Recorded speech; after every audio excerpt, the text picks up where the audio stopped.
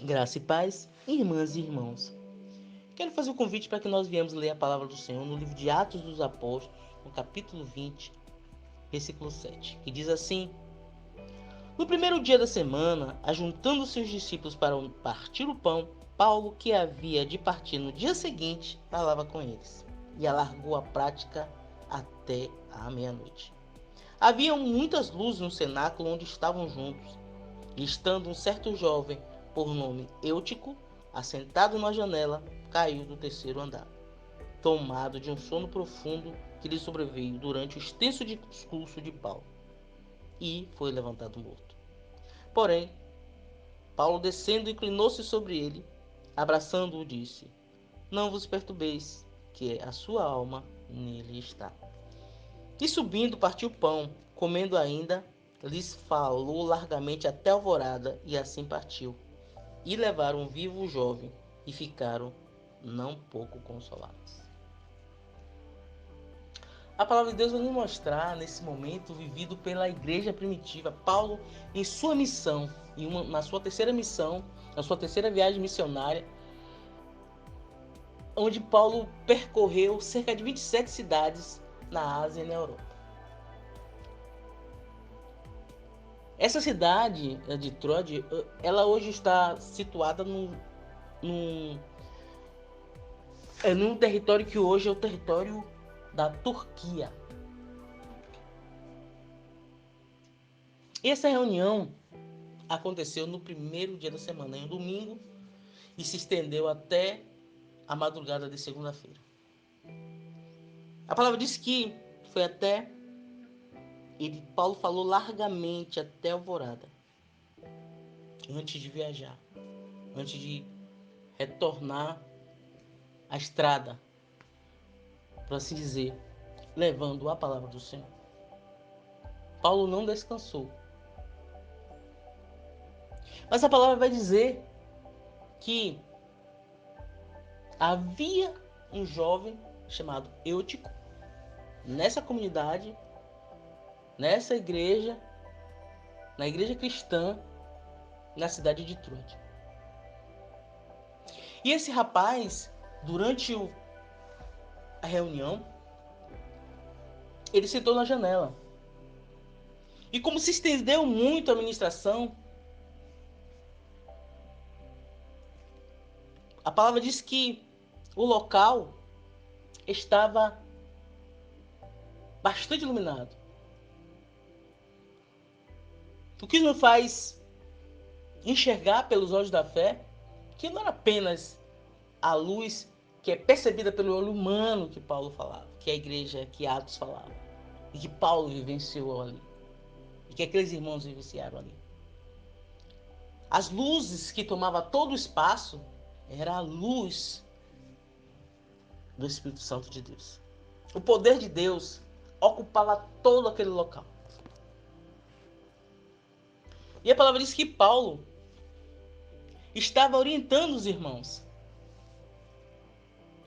E aqueles irmãos estavam sedentos pela palavra de Deus. E Paulo estava ali orientando, e Paulo estava levando a palavra, que as pessoas estavam se alimentando da palavra de Deus, se enchendo do Espírito Santo de Deus. E esse jovem senta na janela, sentado à janela, adormece em um sono profundo e cai. Quando ele cai, que as pessoas vão procurar dar socorro a ele, percebe que ele já não tem sinais vitais. Ele estava morto. E teve um alvoroço. Paulo desce, o abraça e tranquiliza as pessoas, dizendo que aquela queda não era para a morte. Que aquela queda, que o espírito dele ainda estava ali. E Paulo volta e continua o culto até amanhã, ao amanhecer. A palavra diz que quando terminou, o rapaz estava vivo. Irmãos, é hora de despertar. Não é hora de adormecer. O que podemos aprender com esse exemplo de Eutico, da morte e ressurreição de Eutico? Eu vejo muitas ministrações onde se fala que Eutico estava sentado na janela porque ele estava dividido entre o mundo e o caminho do Senhor. Eu ouço ministrações falando que Eutico estava na janela olhando o que estava acontecendo lá fora. Ele não estava com o pensamento voltado às coisas de Deus. É muito fácil quando a gente aponta aquele que caiu como aquele que errou, aquele que pecou, aquele que foi fraco, aquele que não foi fiel, aquele que não estava sendo sincero. Nem sempre o que cai estava vivendo a mentira. Muitas vezes o que caiu porque não teve o apoio daqueles que se dizem, se acham o indispensável na obra do Senhor. Às vezes se cai também porque se acha forte suficientemente para se sentar na janela durante a madrugada, achando que não vai ser vencido pelo sono. Às vezes cai também porque deu o seu melhor para o outro e depois não foi reconhecido. A gente já pensou que Eutico pode ter sentado na janela porque não tinha mais lugar para sentar, porque o lugar dele ele cedeu para outra pessoa? E às vezes também se cai porque as pessoas não querem descer ao local mais baixo e sentar no chão.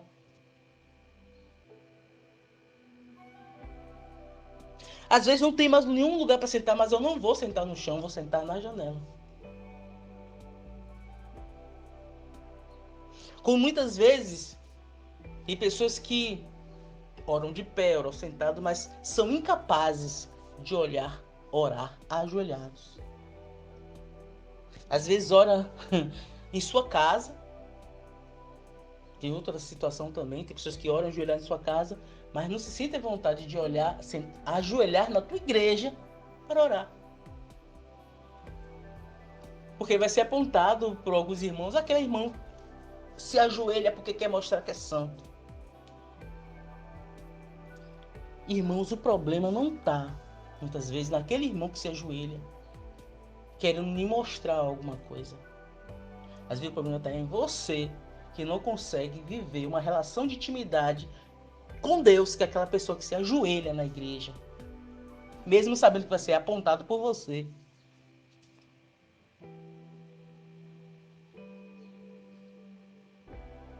Tem pessoas que se ajoelham para o patrão, tem pessoas que se ajoelham para o esposo, tem pessoas que se ajoelham para a esposa, tem pessoas que se ajoelham para o inimigo, mas não se ajoelham para Deus. Agora saiba que no dia que você aprender que o seu ego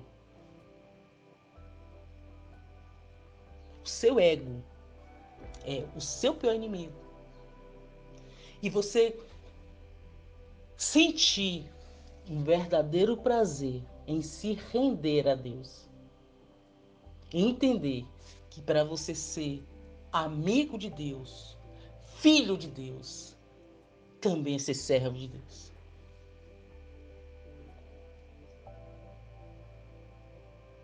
Nós não alcançamos a salvação apenas por intermédio da fé. Nós recebemos a salvação vinda de Deus através da graça de Jesus por meio da fé. As nossas obras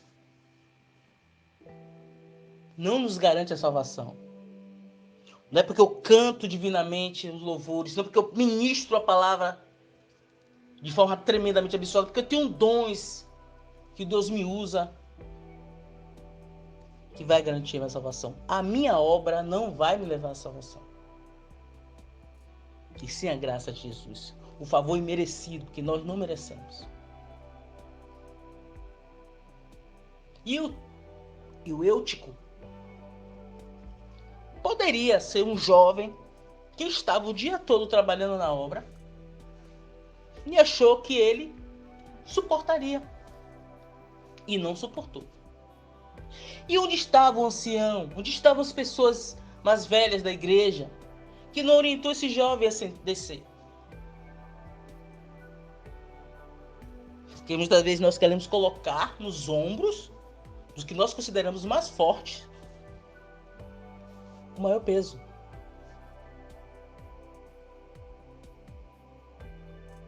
Às vezes a gente não quer, de forma alguma, se dedicar nem o mínimo à obra do Senhor.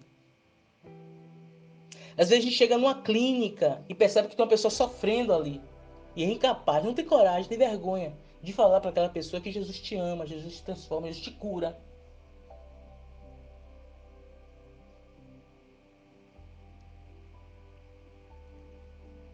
Uma vez eu tinha chegado em Brasília, eu e Socorro, e nós íamos para um grande embate, íamos resolver um problema lá, assim, que não era um problema pessoal, era um problema do nosso trabalho. Nós estávamos envolvidos naquele período. E nós chegamos no restaurante, no banheiro do aeroporto. Tínhamos acabado de desembarcar e íamos para essa reunião. E nós chegamos no banheiro do aeroporto. Eu notei que tinha uma irmã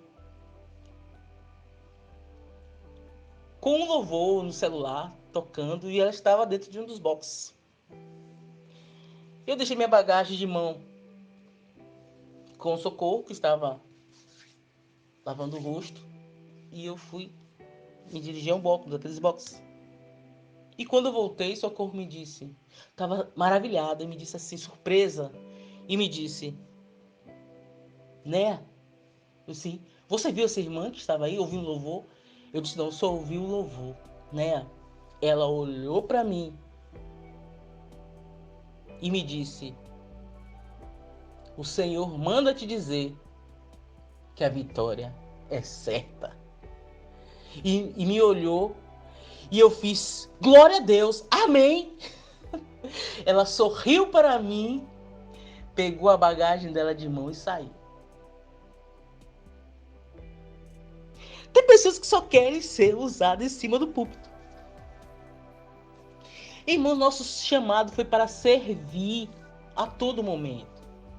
E muitas vezes nós servimos também orando pelo irmão, orientando o irmão, amando o irmão. Quando eu falo que tem pessoas que apontam irmãos que se ajoelham na igreja para orar. Irmãos, o irmão que se ajoelha na igreja para orar, ele não está errado não. O que está errado é você que está apontando. Ou vocês esqueceram que a igreja não é um clube. Clube você pode ir para qualquer lugar, clubinho. A igreja é local de adoração, de se render a Deus. Então, quando você vê um irmão ajoelhado, derramando, chorando, não significa muitas vezes que aquele irmão está com pecado, não. Ele às vezes só está dizendo, Senhor, muito obrigado por estar na tua casa, Pai. Aqui, Senhor, eu estou me despindo, Senhor, de todas as armaduras que eu tenho que viver lá fora, que eu tenho que vestir lá fora para me proteger dos ataques. Aqui, Senhor, eu estou na tua casa, eu estou no local de adoração, eu estou com meus irmãos, no momento de refrigério e comunhão. Muito obrigado por cada irmão que está aqui, eu amo a cada um deles. E, no entanto, o Espírito que está nele não está em você. Mas é muito mais fácil, quando não tem essa relação de intimidade com Deus, se acusar o irmão que está ajoelhado.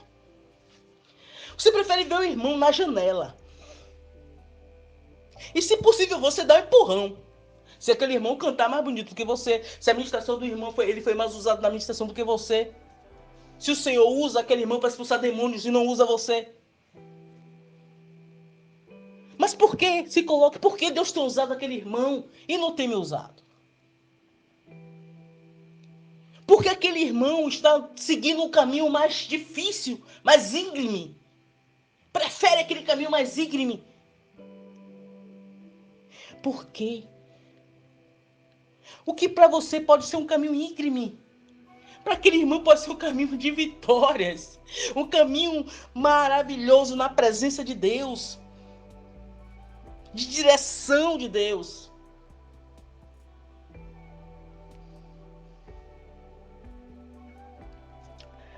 palavra de Deus nos orienta a julgar. Não um julgamento temerário e hipócrita, irmãos. Porque o fruto, se conhece a árvore pelos frutos. Se conhece o fruto pelas árvores. Mas ainda é através da obra. Ainda é através da obra que se conhece, meu irmão. O fruto. Porque o coração nosso, que esquadrinha Deus, pare de querer julgar o teu irmão. Deus que esquadrinha os corações, mas ainda é através das obras que a gente vai conhecer o fruto. Se o fruto é um fruto que alimenta ou é um fruto que envenena. Não cabe a nós julgar se o irmão que está ajoelhado no chão, orando ao Senhor, está fingindo, querendo mostrar alguma coisa, ou o irmão que está na janela é o forte. Às vezes o que está sentado na janela querendo mostrar uma força, porque é isso que quer dizer, né? Muitas vezes. Eu estou aqui porque eu sou forte, eu aguento. Mas o que está ajoelhado no chão,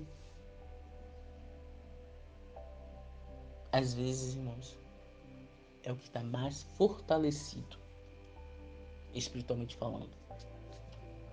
Que é um fortalecimento que vai se refletir na alma e no corpo também. Porque nós alimentamos todos os dias nosso corpo físico, no mínimo 3 vezes ao dia. Mas muitas vezes esquecemos de alimentar o nosso espírito. Muitas vezes nós esquecemos de alimentar o nosso espírito. O que você precisa entender é que o homem foi feito para ter uma relação com o sagrado e com o divino. Mas o orgulho do homem, o orgulho e a infidelidade do homem a Deus, o ego do homem, o afasta de Deus. E muitas vezes ele se vazia, ele tenta ocupar com outra coisa.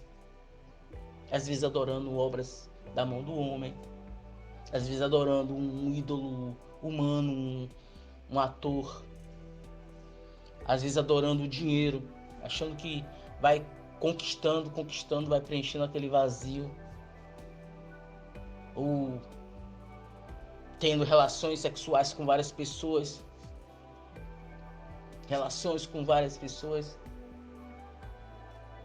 ou um vício que ele alimenta, que ele ama, um vício que ele tem como, que ele gosta daquele vício, ele cultiva aquele vício, ele sente prazer naquele vício.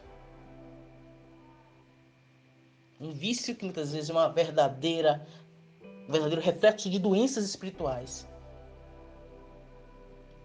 A gente ouve falar muito no quarto escuro, do quarto escuro, mas a gente não ouve falar também dos vícios que são cultivados, que são amados.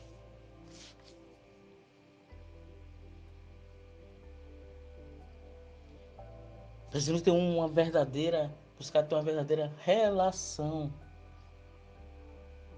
com Deus. Porque Deus esquadrinha corações.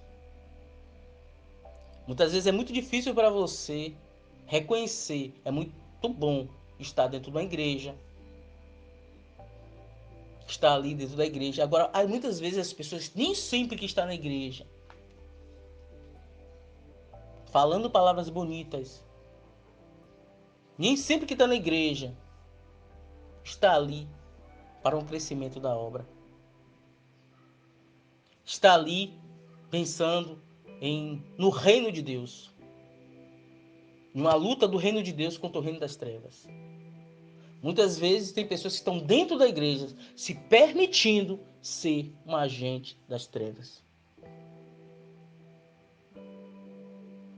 Porque, irmão, não existe meio termo. Ou se é bênção, ou se é maldição no mundo espiritual. Não existe meio termo. Jesus disse, você não pode agradar a Deus e a mamão. Você não pode estar em cima do muro. Se você está dentro da igreja e ataca os seus irmãos, não ama seus irmãos, pede misericórdia a Deus. Pede a Deus para tratar isso em você. Porque ou você é bênção, vaso de honra na casa do Senhor, ou você pode se permitir ser um instrumento, um agente, príncipe desse século, do inimigo de nossas almas, para, ao invés de o reino de Deus prosperar, tentar derrubar as obras do povo de Deus.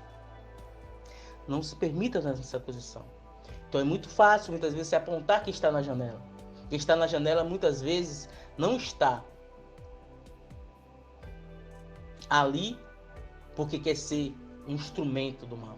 Ou está dividido. Às vezes está ali, podendo estar dividido também. Mas pode estar ali também, porque ele se acha bom. Ele se acha forte. Ele se acha competente. Ele se acha o melhor. Ele acha que suas obras irão garantir a tua salvação. Repito, não somos salvos pelas nossas obras. Somos salvos pela graça de Deus. Somos pela graça de Deus, de Jesus. Um favor imerecido. Nós não merecemos. Irmãos, eu quero fazer um convite para que nós possamos, a partir de hoje, reconhecer quando nós muitas vezes estamos na janela porque não temos humildade para estarmos no chão. Reconhecer que ao invés de sentar no chão, aceitando as dificuldades, estar de joelhos no chão pode ser a melhor forma de você se conectar e se fortalecer espiritualmente.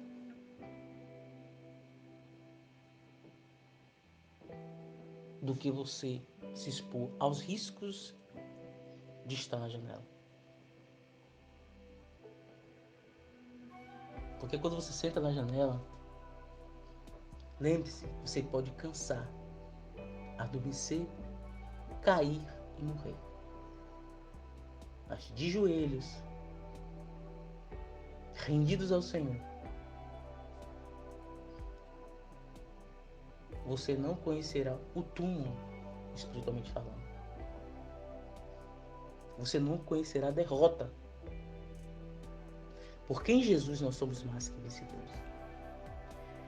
Eu faço esse apelo, meus irmãos, esse convite, para que a partir de hoje, nós não nos permitamos ser dentro da casa do Senhor ferramenta de discórdia. Não julgar o seu irmão. Nos considerarmos, irmãos, o pequenino. Que nosso irmão seja o maior. É a vontade do Senhor. E quando eu digo isso, eu não digo que você deva se achar nada. Nós falamos isso no coração humilde, se referindo ao coração humilde. É onde Deus te honra. A exaltação do homem de nada serve. Ela tem prazo de validade. Mas a exaltação que vem de Deus, essa ninguém tira de você. Amém?